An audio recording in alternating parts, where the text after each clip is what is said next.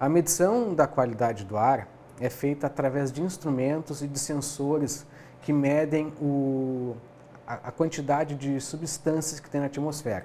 A nossa atmosfera terrestre é composta principalmente por nitrogênio e oxigênio. Mas é claro que a gente tem o gás carbônico, tem argônio, tem o próprio ozônio.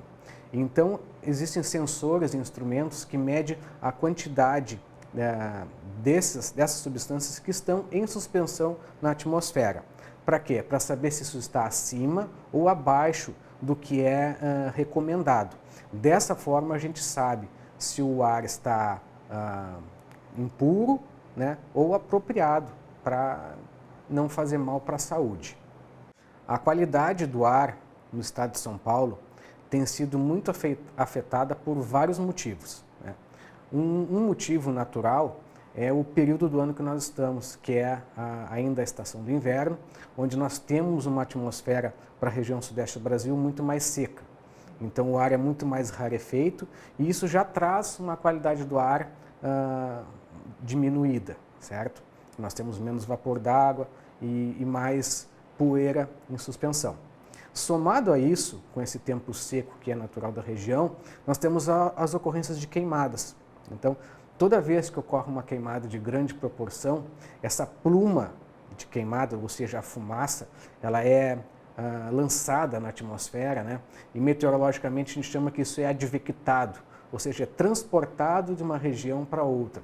Então, às vezes nós temos uma queimada muito grande lá no norte do estado, isso vai refletir para o centro-leste, até lá para o sul, porque ela, quando pega níveis mais altos da atmosfera, a corrente de ar é muito mais forte, então transporta, advecta isso para muito longe.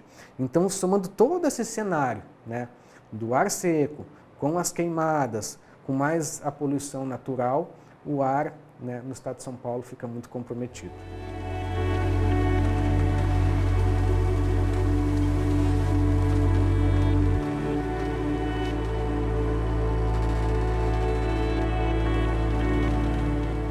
A baixa umidade relativa do ar, ou seja, quanto que a gente tem de vapor d'água em suspensão em cada molécula da atmosfera, influencia diretamente na qualidade do ar.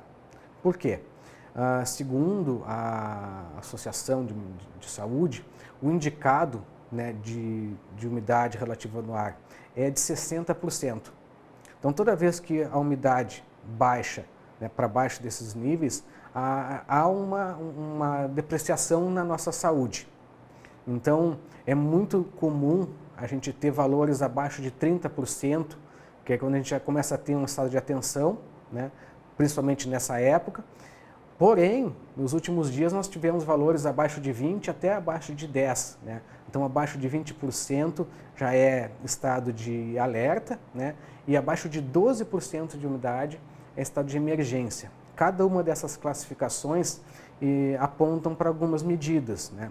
Como procurar mais hidratação com soro fisiológico ou ingerir bastante água, procurar evitar exercícios físicos nas horas mais críticas, que seria o período mais quente do dia, né? Por volta das 15 horas da tarde. Quando é mais quente, é quando a gente tem menos umidade ainda no ar, né? Até tá umidificando os ambientes.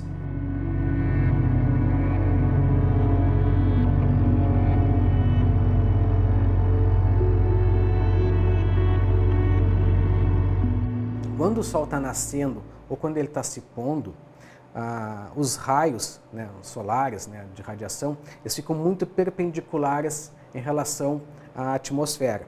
Então, o feixe de radiação, ele atravessa uma camada mais espessa da atmosfera.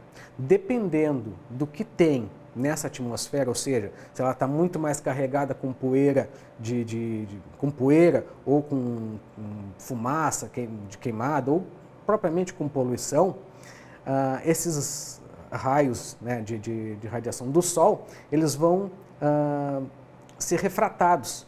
E conforme eles são refratados, eles vão emitir uma coloração diferente, né? É mais ou menos parecido com o fenômeno do arco-íris, né? Que é quando aquelas gotas de água dispersam os raios solares.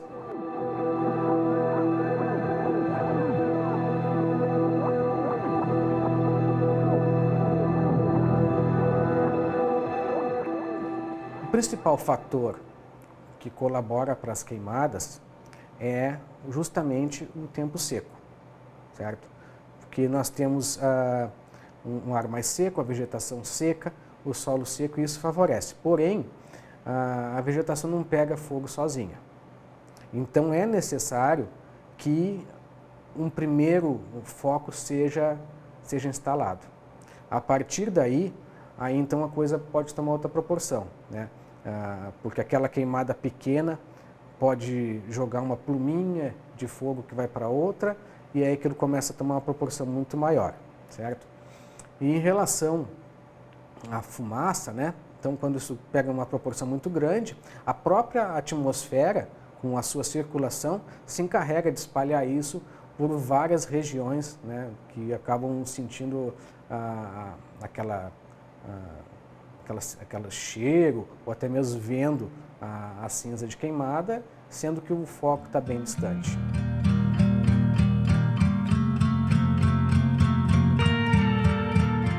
Quando a gente tem muita fumaça na atmosfera ou poeira, depois de um longo tempo, quando vem uma chuva, a gente diz que ela é como se ela lavasse a atmosfera, né? Porque algumas dessas partículas, não todas, mas algumas delas que estão em suspensão na atmosfera, elas funcionam como um núcleo higroscópico. O que é isso? É a primeira poeirinha que está voando lá, onde vai startar para a gota de chuva começar a se formar. Então tem uma poeirinha minúscula lá voando, e naquela região está com previsão de chuva, então a gente tem uma umidade mais elevada. Então aquela primeira umidade para começar a formar a primeira gota de chuva, ela tem que condensar em alguma coisa, e essa coisa é um núcleo higroscópico. Então aquela primeira chuva que acontece numa região que está com muita fumaça, ou com muita poeira, ela acaba dando uma lavada na atmosfera.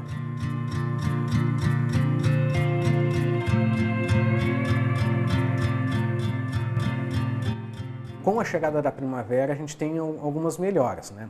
A primavera é a estação de transição, aqui para a região do estado de São Paulo, é a região do período seco para o período chuvoso. Então, nessa estação, a gente começa a ter chuvas um pouco mais frequentes, elas vão cada vez ficando mais frequentes até chegar o ápice, que é a estação do verão. Então, conforme a gente tem mais chuvas, né, a gente não vai mais ter também matas tão secas, né? Então começa a mudar todo a estação, né? Todo o clima da região.